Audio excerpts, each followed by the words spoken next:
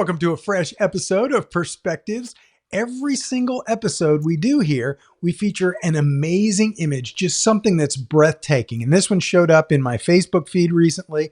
It's a gorgeous image. There's an interesting story behind this, and there's an amazing artist behind it too. His name is Rick Sammon. Rick, welcome aboard. Well, I'm really happy to be here. I love working with you. It's just so much fun work with the Platypod stuff and you and the Kelby group and Larry T. Larry Terrific, I call him, as you know. Oh, yeah. Larry T is the best. And he's got a new invention, and that plays a little bit of a role in this great image. But one of the things that, as photographers being in our audience, know is that we love this because we get to ask the artist who created such an amazing image, how did you go about crafting this image? This is what I would call fine art photography. And I definitely want to know a little bit about it. So Rick, I'm going to toss to you and ask you, how did you capture this image? Well, before I talk about Larry, how I captured it, Larry T actually gets half the credit for it because he knows me very well. He's been up to my house. We played some music together. We went to the dam and we shot with the Platypod, with the Platypod actually, strapped to one of the railings at the dam. We got some amazing long exposures. So I'm talking to him. He says, "Hey, Rick, why don't you go down to the Tappan Zee Bridge and take some nighttime pictures? I really haven't seen like a great nighttime picture." So Larry T gets half the credit. Larry T gets half the credit, maybe more than half the credit for this. So anyway, he calls and Susan and I go down there and I have my iPhone. 2023 was the year of the smartphone for me, mostly the iPhone. But, I took my iPhone and my Samsung Galaxy S23 exclusively to Morocco, to Tanzania, and to Antarctica. So I'm almost totally a smartphone photographer. Anyway, we go down there, with the new Platypod grip, which is totally awesome. It's kind of like a little ball head built in and whatever, screws onto my tripod. And I said, I want to get something different. I said, I got to make Larry T proud of me, right? So he said he's never seen a good picture. So I said, okay, what am I going to do? What am I going to do to get a creative picture? So I said, okay, I'm going to try to do a long exposure. So I use Even Longer, which is an app that you could, download, put on your phone. So I tried different long exposures, and I came up with like a 3-minute exposure because I really wanted to blur the clouds. But I was really lucky because the way the clouds were going, they're like moving out, towards the edges, and same thing at the bottom, the reflection. So I was trying to capture the clouds, trying to, talk about luck. The water's not that flat in the Hudson River all the time, Larry. So I had the clouds, I had the lights, I had the reflections. And then I said, okay, it's a nice enough shot, but how can I make it look even better? And there's an expression that when you take the color out of the scene, you take out some of the reality. And when you take out some of the reality, your pictures can, but not always, become a little more creative. So I took my picture into Nik Color Effects Pro, which is one of my favorite plugins, and I use the paper toner effect, and I created that. I also put like a little border around it. We also increased the contrast because in black and white photography, contrast is king. So this is a kind of picture. This is why I'm almost a total iPhone photographer.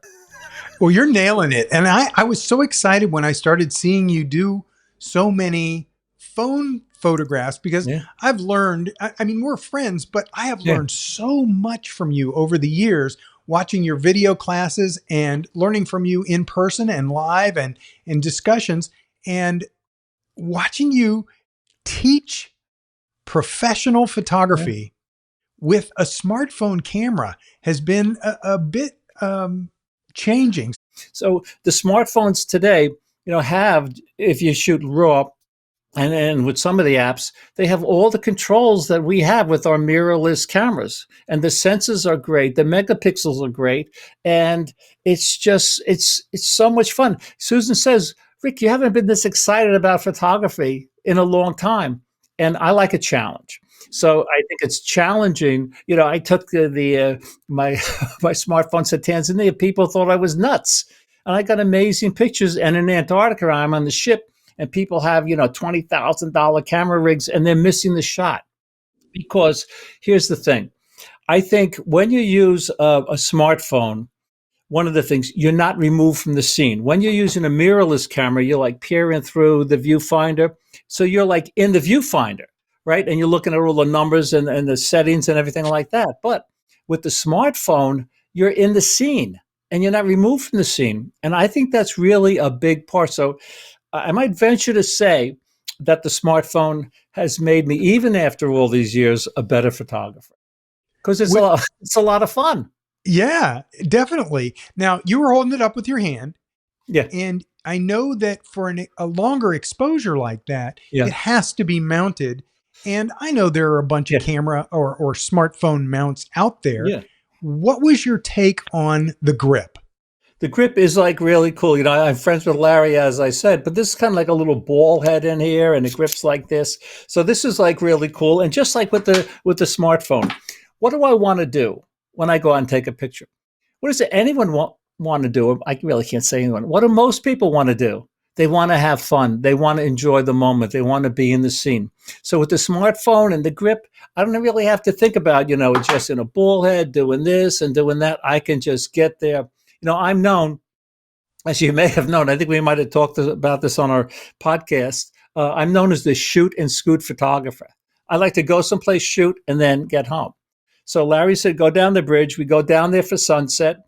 We're down there a little while, and then we scooted home. And then I processed the picture. It was like the whole thing, I think, maybe took maybe 2 hours from the time we left our home in Croton-on-Hudson to the Tappan Zee Bridge.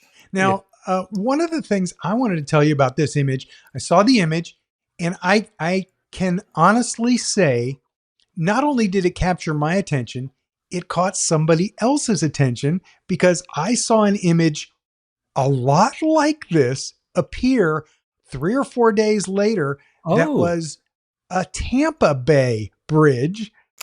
someone today on Facebook talked about copying his style, and they said, "Oh, how do you feel?" I actually said, they said, "How do you feel about if someone copies a picture?"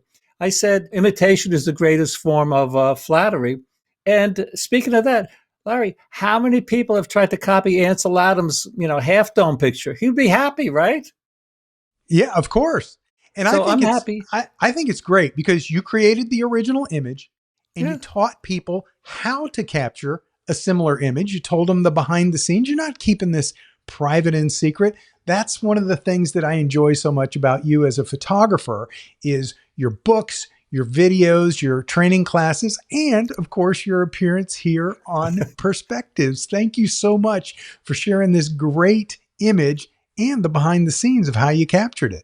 Well, thank you so much, Larry. And all I can say is people should really get a grip on it. I just thought of that. I know it's corny. I know. Yeah, photographers, every photographer needs to get a grip. Hey, Rick, where can people find out more about you, take your workshops? Because I know you regularly do workshop courses Yeah. and things like that. Yeah, well, everything's on ricksammon.com, but I have with all the live classes, Larry, I have about 45 classes on Kelby One. 45, including a class, how to use the iPhone exclusively for travel photography. So I would say my site and Kelby One, just do Rick Sammon, and you'll see a ton of classes. Fantastic. Rick, thank you so much. And also, I want to tell everybody to be sure to check out the Platypod blog because this image and a little bit of the behind the scenes was featured there in the past week and a half.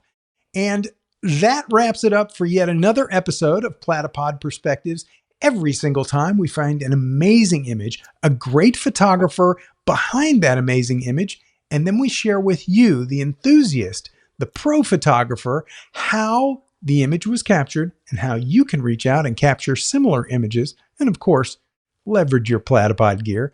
Thanks for watching this episode of Perspectives. We'll see you next time.